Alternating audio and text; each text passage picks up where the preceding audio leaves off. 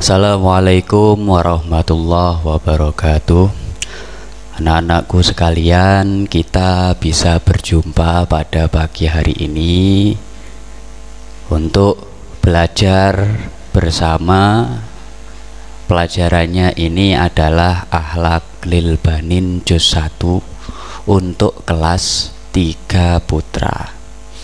Kalau untuk kelas 3 putri itu ada kitabnya berbeda, Akhlaqul lil Banat. Jadi sebelum kita mulai pelajaran pada pagi hari ini, marilah kita baca suratul Fatihah terlebih dahulu. Semoga yang kita pelajari nanti bisa barokah dan manfaat.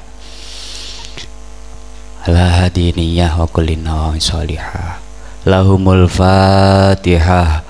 A'udzu billahi minasyaitonir rajim. Bismillahirrahmanirrahim. Alhamdulillahirabbil alamin arrahmanir rahim maliki yaumiddin. Iyyaka na'budu wa iyyaka nasta'in. Ihdinas siratal mustaqim.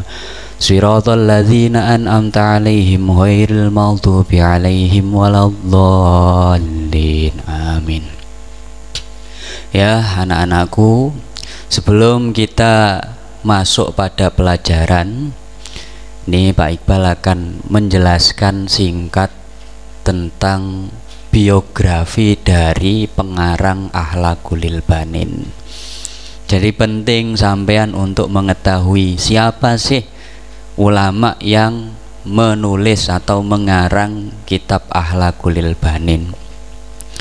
Ini tujuannya biar sampean tahu, oh ternyata ini dikarang oleh beliau ulamanya. Ini terus akhirnya ngerti beliau ini dapat ilmu dari mana, ditelusuri akhirnya isok ketemu sampai Kanjeng Nabi.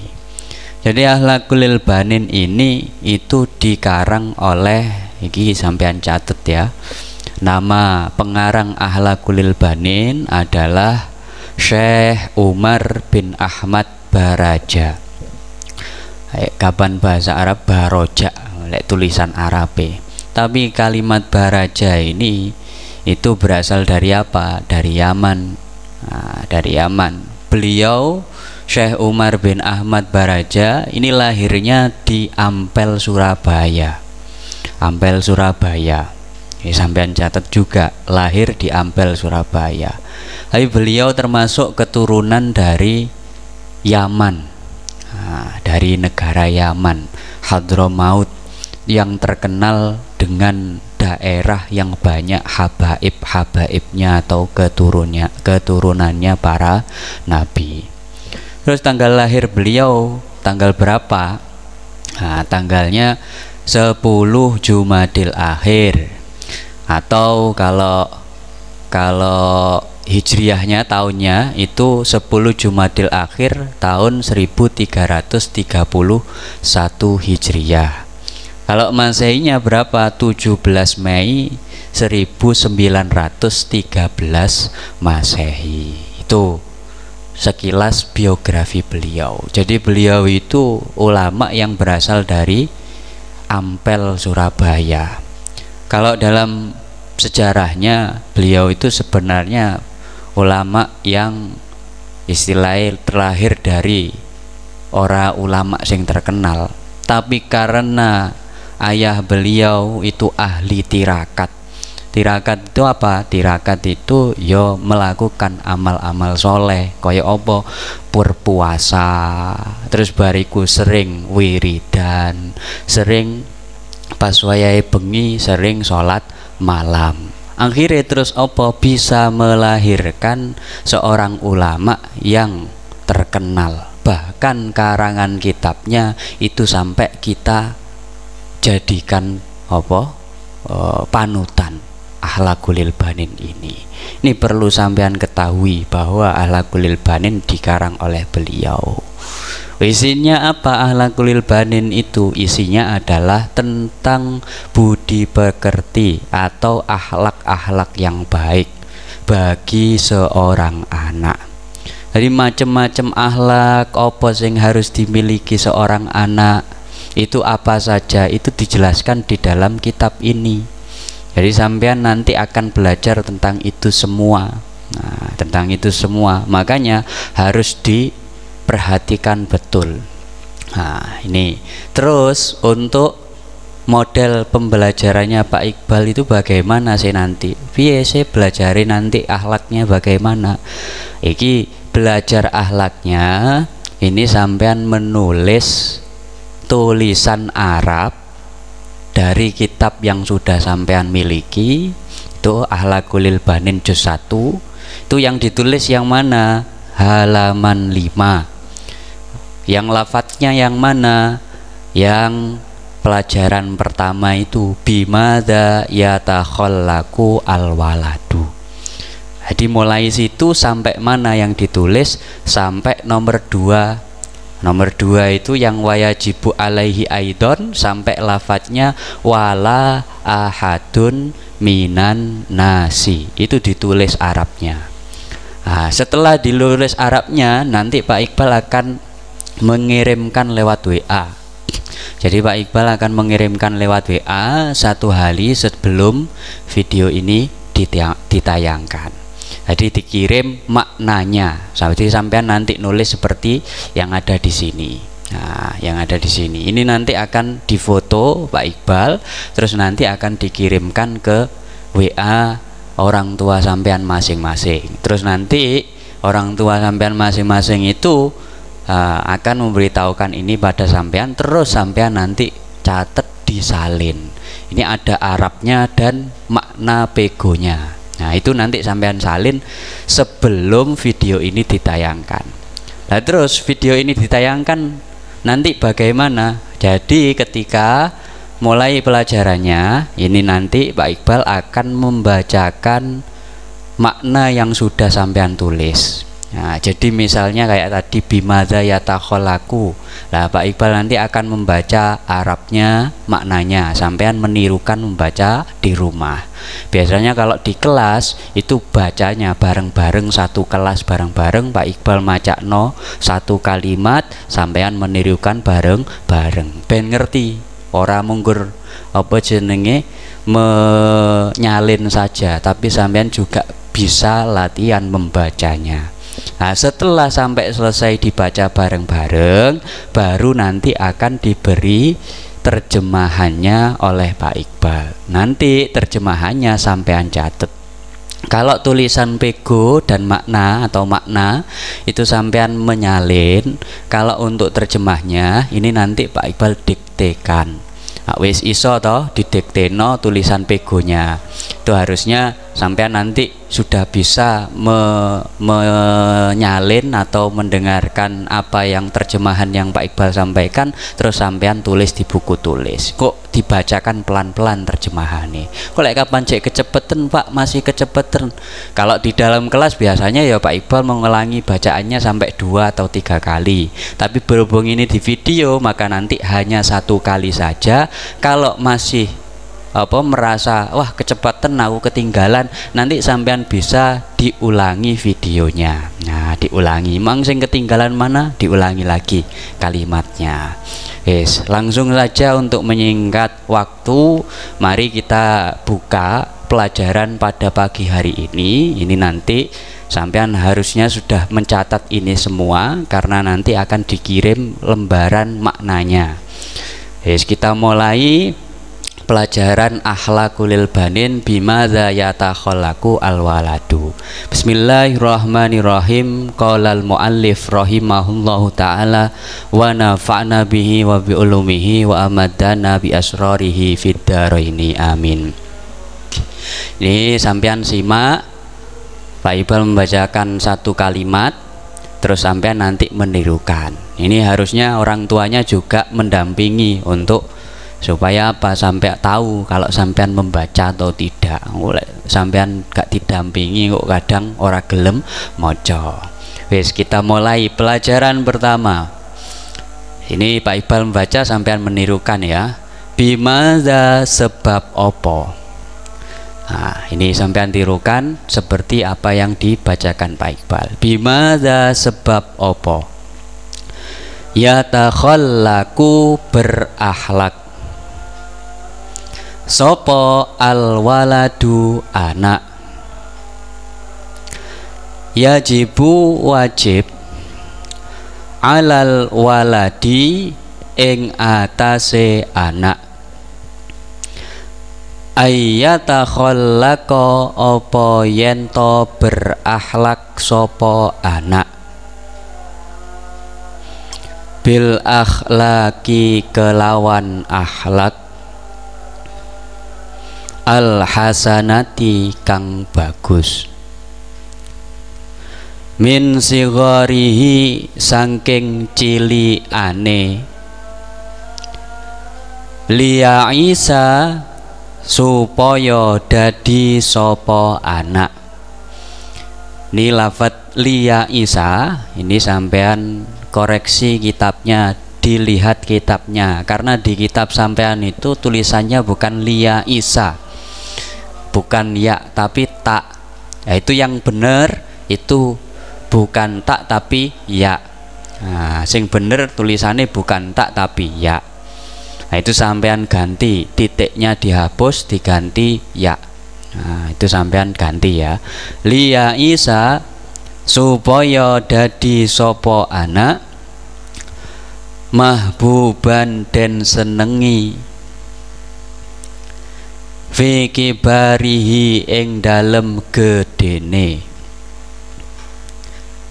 Yardo ridho anhu sangking anak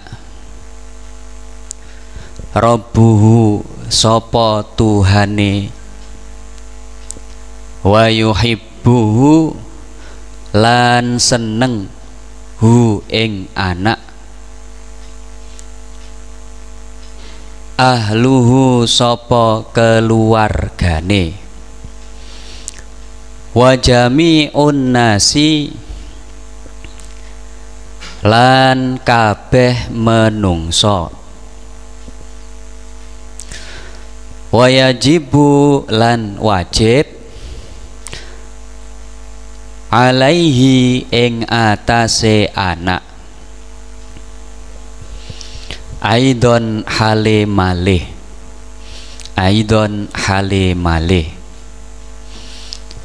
ayyabta'ida apa yen to ngedohi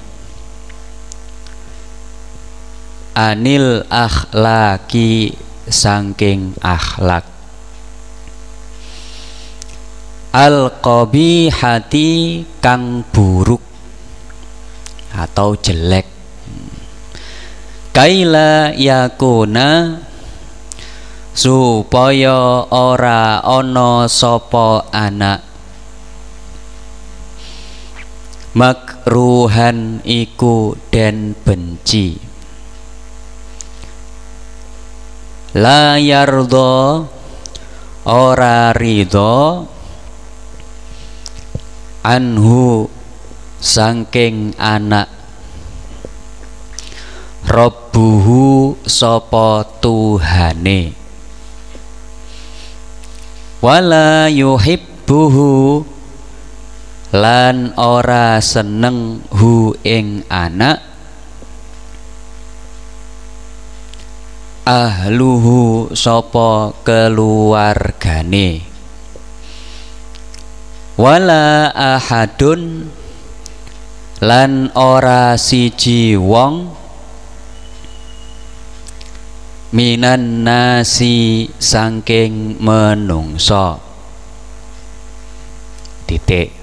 Nah, itu tadi harusnya sampean sudah membaca, Pak Iqbal membacakan satu kalimat Arabnya dan maknanya, sampean menirukan dari rumah masing-masing.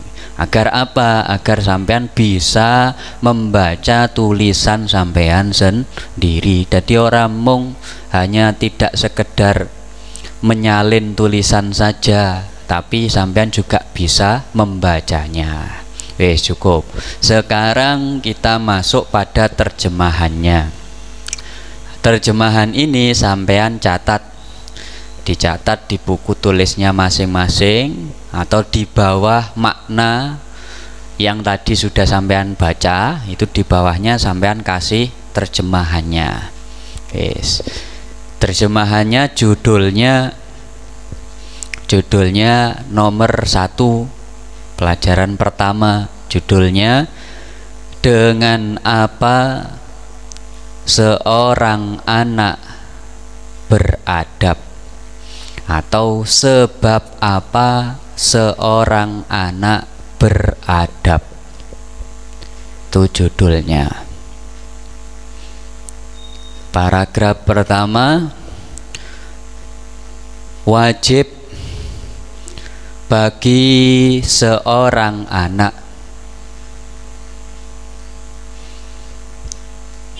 berakhlak dengan akhlak yang baik dari mulai kecil.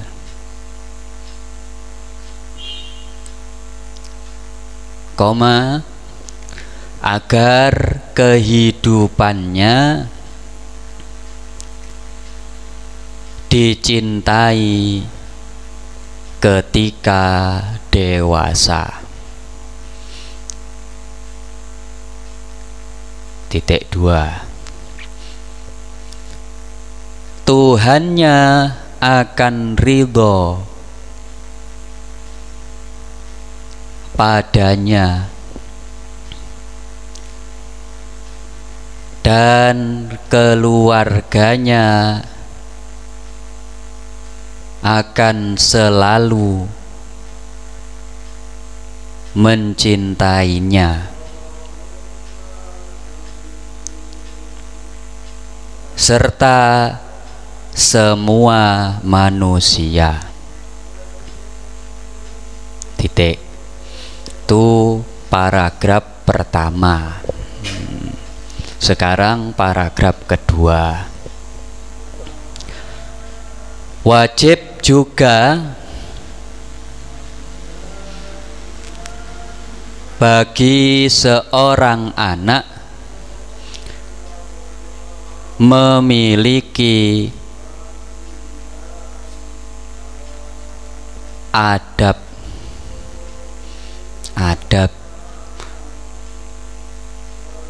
untuk menjauhi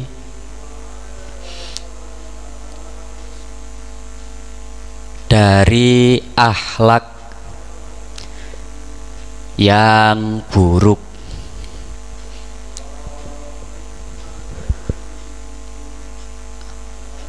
agar tidak menjadi orang yang dibenci. Titik 2.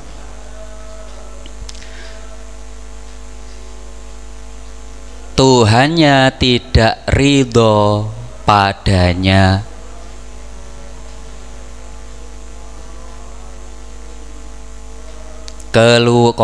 keluarganya tidak mencintainya, dan juga semua manusia. Titik. Ini paragraf kedua. Jadi kenapa seorang anak itu harus memiliki akhlak atau berakhlak? Jawabannya adalah ada dua tadi. Apa jawabannya? Jawabannya agar sampean itu mendapatkan ridho dari Allah, terus keluarganya sampean itu menyukai terhadap sampean, terus yang ketiga semua orang menjadi senang kepada sampean. Soalnya lek kapan orang memiliki akhlak yang baik, itu pasti semua orang akan menyukainya, termasuk juga Allah akan ridho padanya.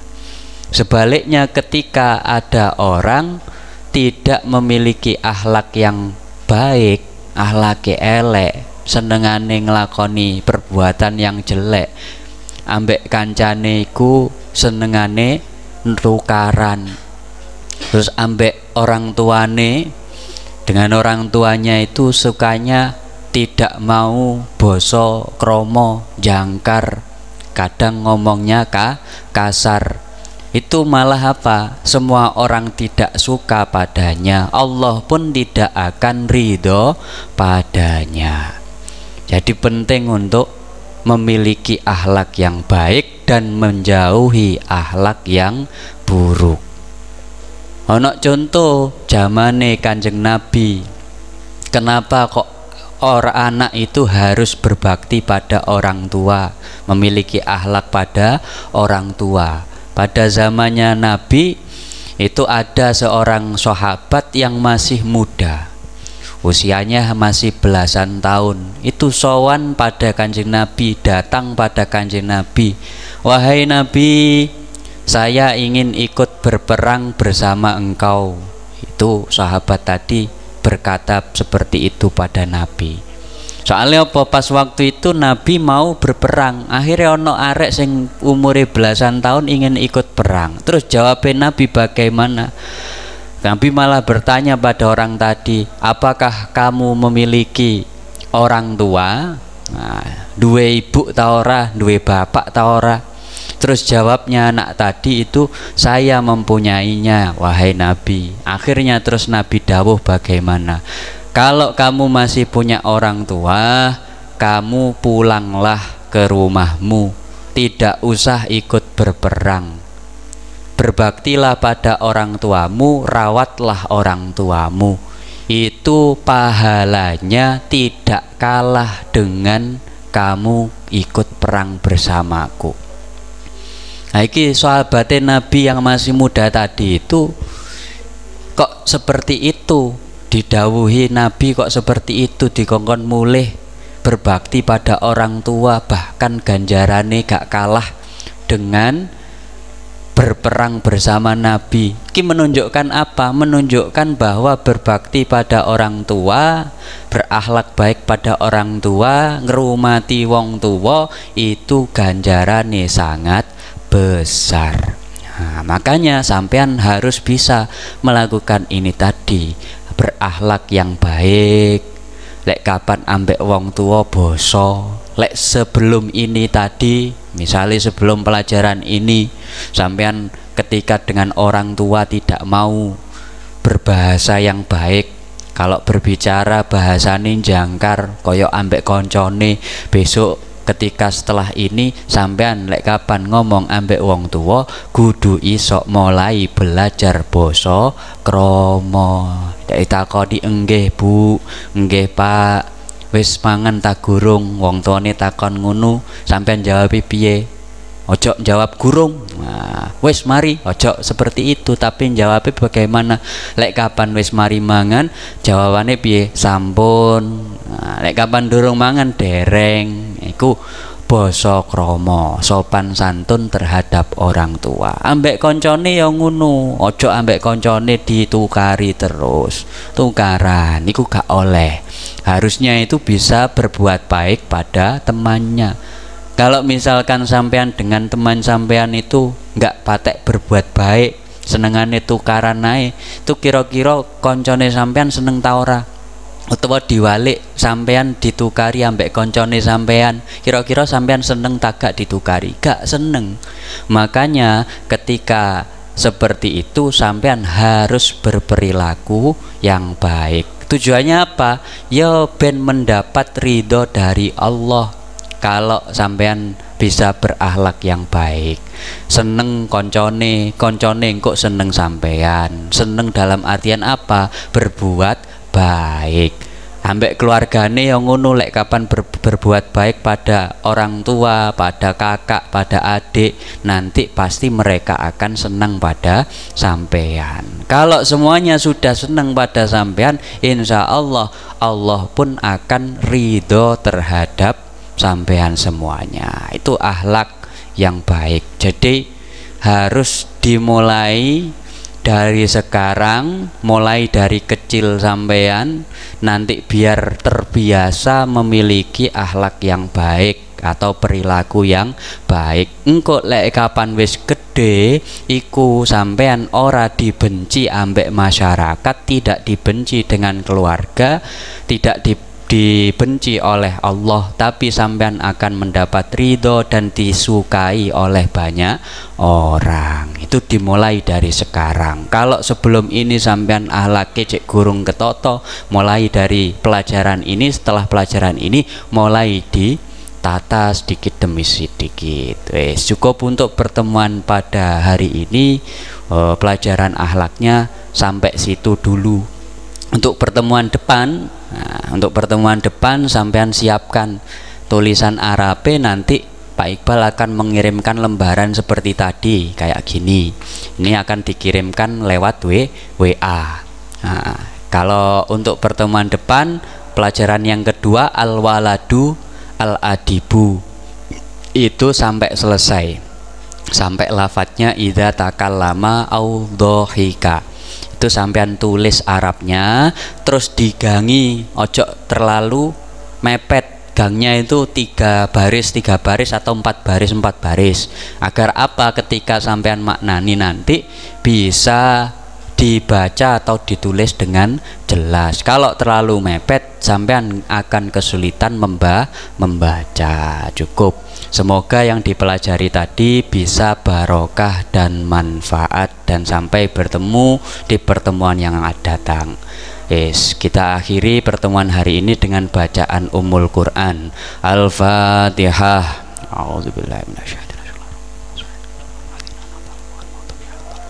Assalamualaikum warahmatullahi wabarakatuh.